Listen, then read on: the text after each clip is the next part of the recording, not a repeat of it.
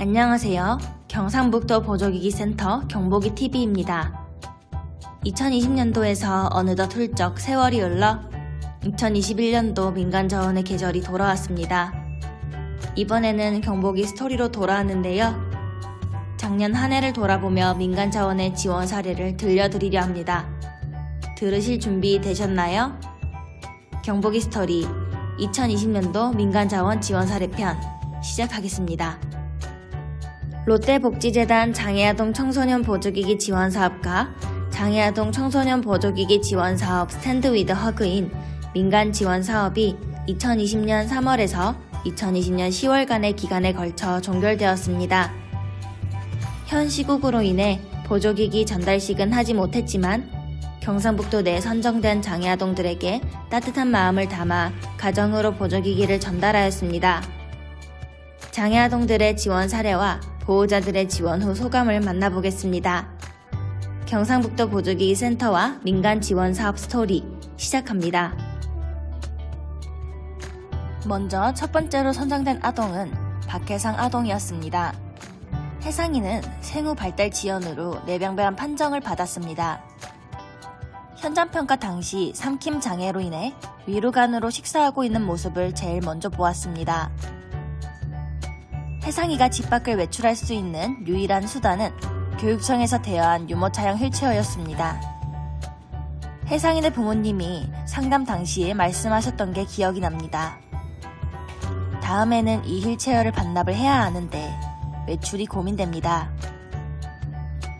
2020년 여름, 혜상이는 이쁘고 새로운 유모차형 휠체어를 지원받았습니다. 이제는 대여한 휠체어가 아닌 온전히 자기 것이 된 휠체어를 보며 부모님의 얼굴에는 만개꽃이 피었습니다. 이젠 고민하지 마시고 자유롭게 외출하세요. 두 번째로 선정된 아동은 정하은 아동이었습니다. 하은이는 경상북도 경산에 위치하여 살고 있습니다. 그 이쁘고 사랑스럽던 아이와의 첫 만남의 기억은 결코 희미할 수 없었습니다. 희귀난치성 질환을 앓고 있던 아이라 경련이 수시로 일어나는 모습을 보았습니다. 하은이가 사용하던 일반 유모차가 작아져 더 이상 못쓰게 되어 외출을 하지 못했습니다. 첫 만남 이후 8월, 유모차형 휠체어를 들고 하은이를 찾아갔습니다. 이 기기로 인해 하은이의 이동권이 향상된 것을 볼 수 있었습니다. 이 휠체어로 하은이를 좋은 곳으로 많이 데려가 주시길 바랍니다. 세 번째로 선정된 아동은 권현우 아동이었습니다. 현우는 생후 4개월의 뇌손상으로 인해 뇌병변 장애를 판정받았지만 보호자의 케어로 특수학교에 다니고 있는 아이입니다. 보호자는 무거운 인어가 장착되어 접지 못하는 휠체어를 차량에 싣고 다녔습니다. 외출이 잦은 현우에게 있어서 간편한 이동이 요구되는 기기가 절실하였습니다. 유모차형 휠체어를 지원할 때 현우가 다니는 학교로 찾아가 보조기기 지원을 진행하였습니다. 기존 이동수단이 되었던 이너 휠체어로 이동할 때보다 매우 수월해진 것을 볼 수 있었습니다. 어머님, 이제부터 무거운 이너 휠체어 말고 이 유모차형 휠체어를 차에 싣고 다니시길 바랍니다. 네 번째로 선정된 아동은 정지윤 아동이었습니다. 뇌병변 지적 중복 장애를 앓고 있던 지윤이에게는 바깥 외출은 조금 힘든 일이었습니다. 기존 이동수단으로 사용하는 보조기기가 없어 보호자가 매일 안고 외출하는 상황이었습니다. 보호자는 외출 시에 조금은 편안한 이동 보조기기로 지윤이를 태우고 싶어 하셨습니다. 그해 지원 사업으로 지윤이가 선정되어 유모차형 휠체어를 지원받을 수 있었습니다. 이 지원 사업으로 인해 지윤이의 야외 활동이 향상될 수 있었으며 보호자의 부담이 해소될 수 있었습니다. 늘 걱정 없이 웃음이 가득한 지윤이의 모습 변치 않기를 바랍니다. 다섯 번째로 선정된 아동은 최지우 아동이었습니다. 현장평가 당시 작은 유모차형 휠체어를 보여주시던 지우 어머님. 그 휠체어는 육안으로 보아도 매우 노후화되어 있던 보조기기였습니다. 지우가 성장하면서 기존에 가지고 있던 유모차형 휠체어에 앉지도 못하는 상태였습니다. 지우에게 별다른 이동수단이 없어 외출을 자유롭게 하지 못하였습니다. 지우는 본 지원 사업에서 선정되어 유모차형 휠체어를 지원받았습니다. 체간이 불안정하였던 지우가 해당 유모차로 인해 안정적으로 착석할 수 있었습니다.